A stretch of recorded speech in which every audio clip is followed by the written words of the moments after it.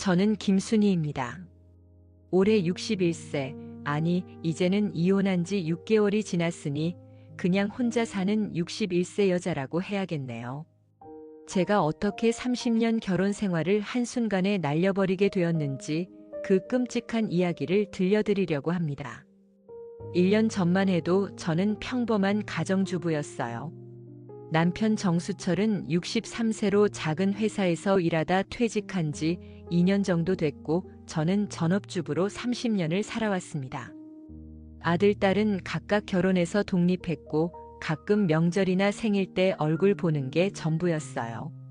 남편이 퇴직하고 나서 집에 있는 시간이 늘어나니까 오히려 더 답답해졌어요. 예전에는 남편이 회사에 가 있는 동안 혼자만의 시간이라도 있었는데 이제는 24시간 집에서 마주보고 있으니까 숨이 막힐 것 같더라고요. 그리고 솔직히 말하면 남편과 저는 이미 20년 전부터 잠자리를 분리했어요. 처음에는 아이들이 크면서 자연스럽게 각방을 쓰게 됐는데 어느새 부부 사이에 그런 관계도 완전히 사라졌죠. 같은 집에 사는 남남이나 다름없었어요. 매일 똑같은 일상이 반복됐어요. 아침에 일어나서 남편 아침 차려주고 설거지하고 빨래하고 청소하고 점심때가 되면 또 밥 해주고 저녁에도 마찬가지. 드라마나 보면서 시간을 때우다가 잠들기를 반복하는 무의미한 하루하루였죠. 이렇게 살다가 죽는 건가 하는 생각이 매일같이 들었어요. 특히 거울을 볼 때면 더욱 그랬죠. 언제부터인가 남편은 저를 여자로 보지 않았어요. 그냥 집안일 하는 기계 정도로만 여기는 것 같았고요. 그러던 어느 날 아파트 우편함을 확인하러 내려갔다가 알록달록한 전단지 하나를 발견했어요. 묻지마 관광. 새로운 만남과 즐거운 시간을 드립니다. 당일치기 3만 원으로 떠나는 특별한 여행. 중년의 외로움을 달래드립니다. 처음에는 그냥 일반적인 관광 광고인 줄 알았어요. 하지만 전단지를 자세히 보니 뭔가 다른 느낌이었어요. 사진에는 중년 남녀들이 버스 안에서 즐겁게 웃고 있는 모습이 있었고 뒷면에는 새로운 인연을 찾아보세요. 잊었던 설렘을 되찾아드립니다. 같은 문구들이 적혀 있었거든요. 설마 그런 뜻은 아니겠지 하면서도 마음 한구석에서는 묘한 호기심이 생겼어요. 전화번호를 휴대폰에 저장해 두고는 며칠 동안 고민했죠. 그러던 중 남편과 또 사소한 일로 다투게 됐어요. 밥이 너무 짜다. 집안 정리도 제대로 안 돼 있다. 너는 하루 종일 집에서 뭘 하고 사냐? 이런 잔소리를 들으면서 문득 화가 치밀어 올랐어요. 30년 동안 이 남자를 위해 살아왔는데 고마운 줄은 모르고 잔소리만 해대는 게 정말 싫었거든요. 그날 밤 남편이 잠든 후에 저는 결심했어요. 그 전단지의 전화번호로 전화를 걸어보기로 한 거죠. 안녕하세요. 즐거운 동행 묻지마 관광입니다. 전화를 받은 여직원의 목소리는 밝고 친절했어요. 혹시 묻지마 관광이 어떤 건지 궁금해서 전화드렸는데요. 아, 처음이시군요. 저희는 중년분들을 위한 특별한 당일치기 관광을 운영하고 있어요. 혼자 오셔도 되고 새로운 분들과 만나실 수도 있고요. 버스 안에서도 즐거운 시간 보내실 수 있도록 다양한 프로그램을 준비했어요. 다양한 프로그램이요? 네, 노래방도 있고 간단한 게임도 하고 맛있는 간식과 음료도 제공해드려요. 그리고 무엇보다 좋은 분들과 친해지실 수 있어요. 뭔가 일반적인 관광과는 다른 느낌이었지만 궁금증이 더 커졌어요. 이번 주 토요일에 자리가 있는데 한번 체험해 보시겠어요? 첫 참가는 특별 할인으로 2만 원만 받아요. 결국 저는 토요일 참가를 신청했어요. 남편에게는 친구들과 온천 여행 간다고 거짓말했죠. 토요일 아침 약속 장소인 지하철역 앞에 도착했을 때 제 예상과는 완전히 달랐어요. 참가자들은 대부분 40대 후반에서 60대 초반의 중년들이었는데 여자분들은 다들 화장을 진하게 하고 젊어 보이려고 노력한 차림새였고 남자분들도 평소보다 멋을 부린 모습이었어요. 버스에 올라타자마자 분위기가 심상치 않다는 걸 느꼈어요. 좌석은 남녀가 번갈아 앉도록 배치되어 있었고 제 옆에는 50대 중반으로 보이는 남자분이 앉았어요. 처음 오셨어요? 저는 박영수라고 합니다. 네, 처음이에요. 김순이라고 해요. 버스가 출발하자마자 가이드가 마이크를 들고 말했어요. 자, 오늘 오신 모든 분들 환영합니다. 오늘은 즐거운 하루 되시라고 특별한 프로그램을 준비했어요. 먼저 서로 인사부터 나눠볼까요? 옆분과 악수하면서 자기소개 해보세요. 박영수 씨가 먼저 손을 내밀었어요. 20년 만에 처음으로 남편이 아닌 다른 남자와 악수를 하는 순간이었죠. 묘하게 심장이 뛰었어요. 부인은 정말 젊어 보이시네요. 40대 후반 정도로 보이는데 감사해요. 과찬이세요. 이런 말을 들은 것도 정말 오랜만이었어요. 남편은 언제부터인가 제 외모에 대해서는 아무 말도 하지 않았거든요. 버스 안에서는 계속해서 노래방이 이어졌어요. 중년들이 좋아할 만한 트로트와 옛날 가요들이 흘러나왔고 사람들은 하나둘씩 마이크를 잡고 노래를 불렀어요. 그리고 술도 나왔어요. 맥주부터 시작해서 소주까지. 처음에는 어색해서 가만히 있었는데 박영수 씨가 계속 말을 걸어주고 배려해주니까 점점 마음이 열리기 시작했어요. 순희 씨도 한 곡 불러보세요. 목소리가 좋으실 것 같은데? 아니에요. 저는 노래를 못해요. 괜찮아요. 여기는 실력을 보는 곳이 아니라 즐기는 곳이에요. 결국 저도 마이크를 잡고 노래를 불렀어요. 사람들이 박수를 쳐주고 잘한다, 목소리가 좋다 하는 소리를 들으니까 기분이 정말 좋아지더라고요. 술이 조금씩 들어가면서 분위기는 더욱 무르익었어요. 사람들은 자연스럽게 어깨동무를 하고 옆 사람과 손을 잡고 노래를 부르기 시작했어요. 박영수 씨도 제 손을 살짝 잡았어요. 순희 씨 손이 참 부드럽네요. 그 순간 온몸에 전기가 흐르는 것 같았어요. 20년 만에 느끼는 다른 남자의 터치였거든요. 놀라서 손을 빼려고 했는데 왠지 모르게 그러고 싶지 않았어요. 목적지에 도착해서는 간단한 관광을 했지만 사실 관광은 부차적이었어요. 중요한 건 버스 안에서의 시간이었죠. 돌아오는 길에는 더욱 분위기가 달아올랐어요. 순희 씨, 정말 매력적이세요. 남편분이 부럽겠어요. 그런 말씀 마세요. 저희 남편은 저를 여자로 안 봐요. 그럴 리가요. 이렇게 아름다운 분을. 박영수 씨는 제 어깨에 손을 올렸어요.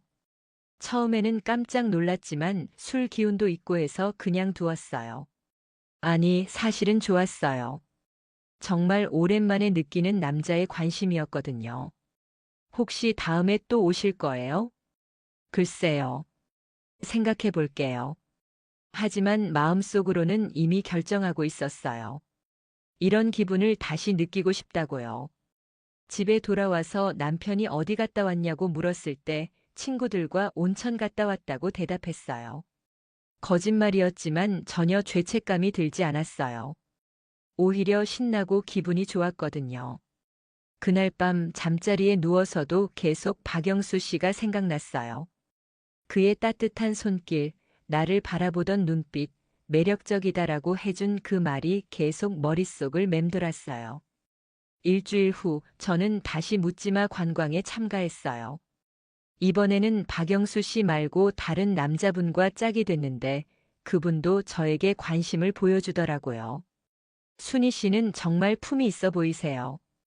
어떻게 관리하시길래 이렇게 젊어 보이세요? 이런 말들을 들을 때마다 가슴이 뛰었어요. 집에서는 절대 들을 수 없는 말들이었거든요. 두 번째 참가에서는 좀 더 대담해졌어요. 버스 안에서 남자분과 자연스럽게 어깨를 기대기도 하고 손을 잡고 있는 시간도 더 길어졌어요. 그리고 그날은 관광지에서 점심을 먹을 때도 그분과 나란히 앉아서 이야기를 많이 나눴어요. 순희 씨, 혹시 시간 되시면 다음에 따로 만나 뵐 수 있을까요? 조용한 곳에서 차라도 한잔하면서 이야기 나누고 싶어요. 그 순간 가슴이 쿵 내려앉았어요. 이건 단순한 관광이 아니라는 걸 확실히 깨달았거든요. 하지만 거절하지 않았어요. 오히려 설레었어요. 생각해 볼게요. 집에 돌아와서도 그 남자분 생각이 계속 났어요. 20년 동안 잊고 있던 감정들이 다시 살아나는 것 같았어요. 거울을 보면서 나도 아직 여자구나 하는 생각이 들었어요. 그 다음 주에는 세 번째 참가를 했어요. 이번에는 박영수 씨와 다시 짝이 됐는데 그가 더욱 적극적으로 나왔어요. 순희 씨, 저 정말 순희 씨가 좋아요. 이런 말하면 부담스러우실까요?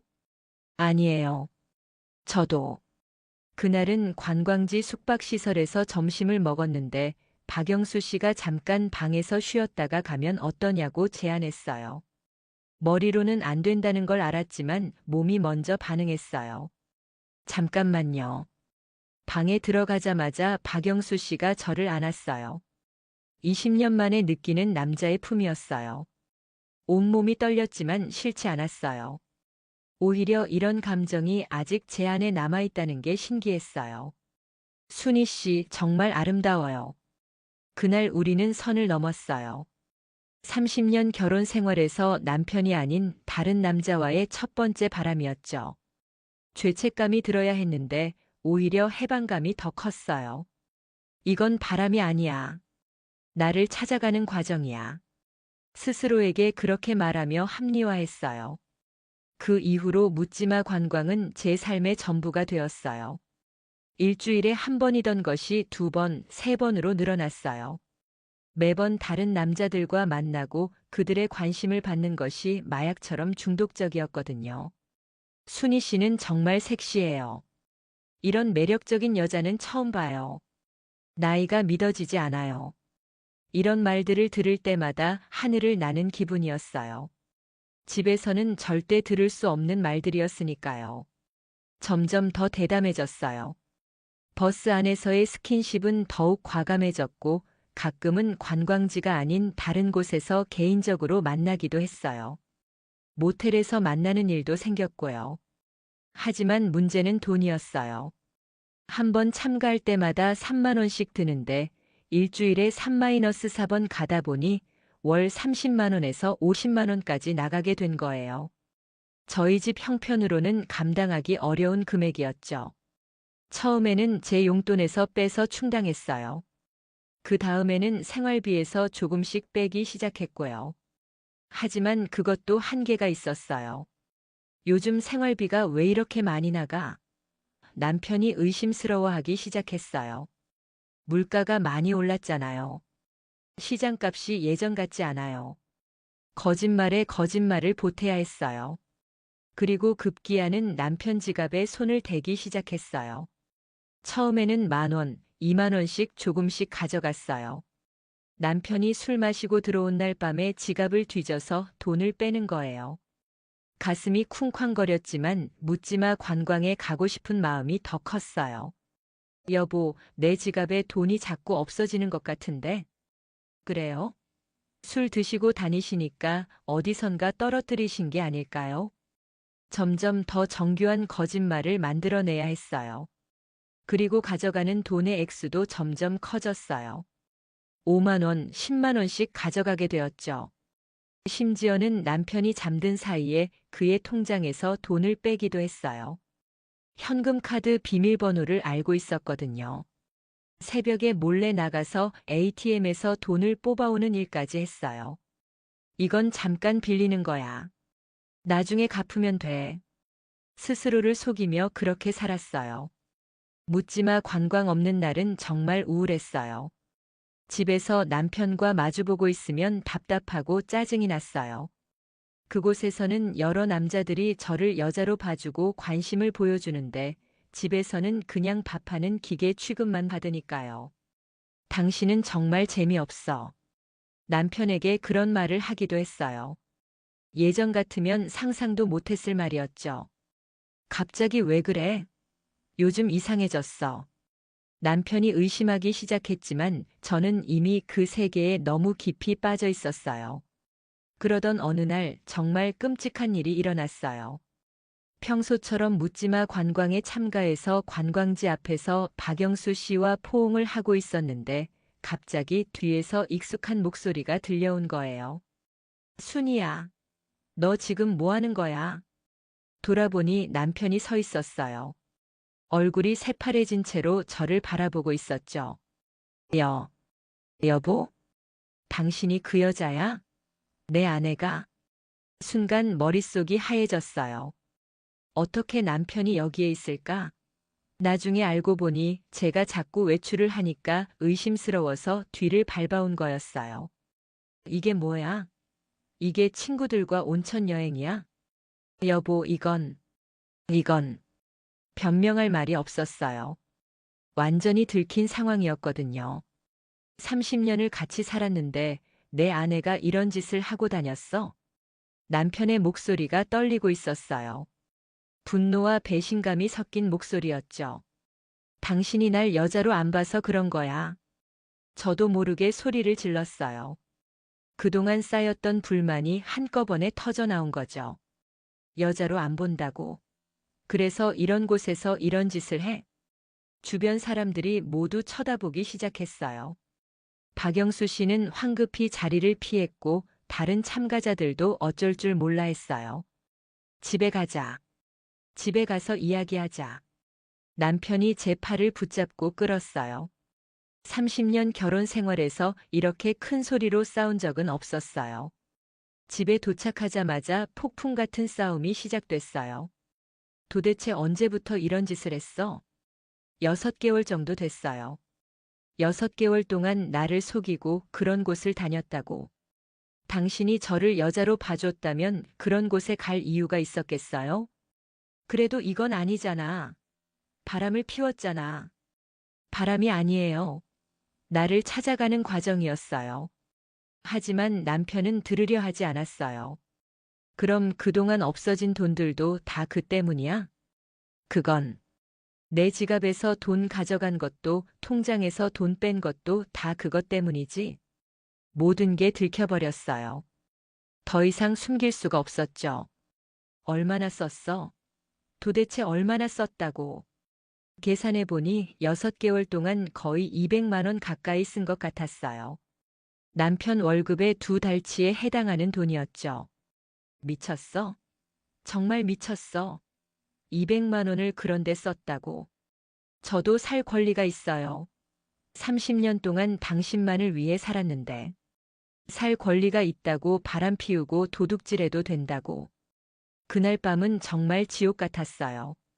남편은 계속 화를 내고 저는 제 행동을 정당화하려고 했지만 점점 말이 안 되는 걸 스스로도 알고 있었어요. 다음 날 아침 남편이 차분한 목소리로 말했어요. 이혼하자. 여보, 더 이상 함께 살 수 없어. 30년을 함께 살았지만 이제는 같은 하늘 아래 살고 싶지 않아. 그 순간 모든 게 현실로 다가왔어요. 제가 한 일이 얼마나 큰 잘못이었는지 깨닫기 시작했어요. 한 번만 용서해줘요. 다시는 그런데 안 가겠어요. 믿을 수 없어. 6개월 동안 나를 속이고 바람 피우고 돈까지 훔쳤는데 어떻게 믿어? 남편의 마음은 이미 돌아설 수 없을 정도로 단단해져 있었어요. 그 다음 주부터 이혼 절차가 시작됐어요.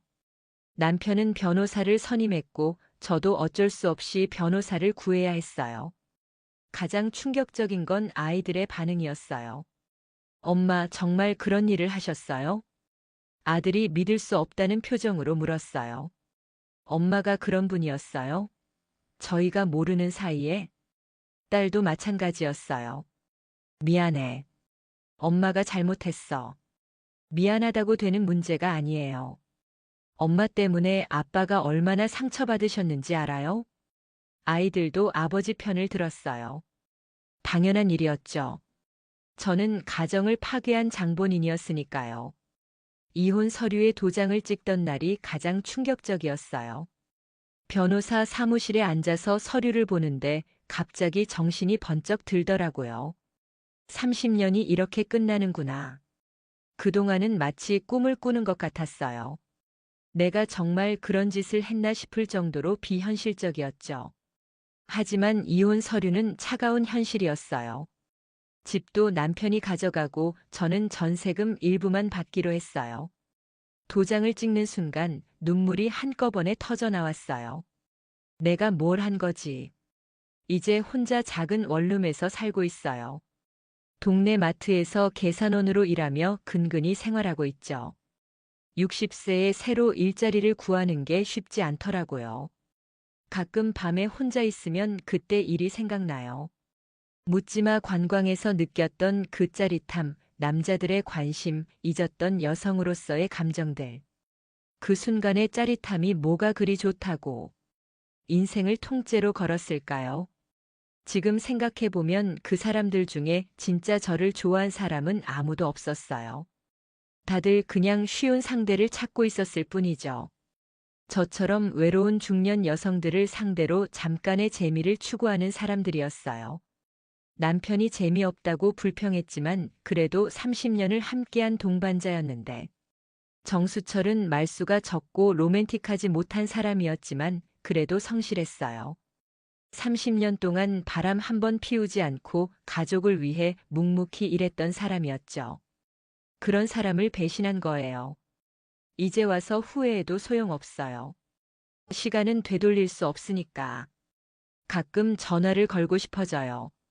미안하다, 한 번만 용서해달라고 말하고 싶어요. 하지만 그럴 수 없다는 걸 알아요. 그 사람에게는 이미 저는 없는 사람이 되었으니까요. 60세에 혼자가 된다는 게 이렇게 무서운 일인 줄 몰랐어요. 젊을 때 혼자 사는 것과 60세에 혼자 사는 건 완전히 달라요. 앞으로 몇 년이나 더 살아야 할지, 아플 때는 누가 돌봐줄지, 죽을 때는 누가 곁에 있어줄지. 아이들도 명절에나 안부 전화 한 통 하는 게 전부예요. 손자, 손녀들도 할머니가 그런 일을 했다는 걸 알고 있어서 저를 피해요. 한순간에 미친 선택이 남은 인생을 지옥으로 만들었어요. 여러분, 제발 저 같은 실수는 하지 마세요. 아무리 일상이 지루하고 남편이 재미없고 외로워도 그런 곳에는 절대 가지 마세요. 순간의 짜릿함 때문에 평생을 망칠 수는 없어요. 지금은 매일 후회하며 살고 있어요. 그날그날 벌어먹고 사는 것도 힘들고 혼자 늙어가는 것도 무섭고 무엇보다 잃어버린 가족을 생각하면 가슴이 미어져요. 그래도 그때는 살아있는 느낌이었어요.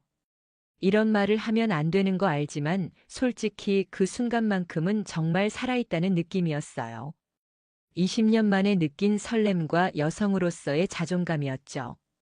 하지만 그 대가가 너무 컸어요. 너무나도. 지금 이 이야기를 하는 이유는 혹시 저처럼 무료한 일상에 지쳐있는 중년 여성분들께 경고하고 싶어서예요. 외로워도 남편이 저를 여자로 안 봐줘도 일상이 재미없어도 그런 선택만은 하지 마세요. 순간의 쾌락이 인생 전체를 망칠 수 있어요.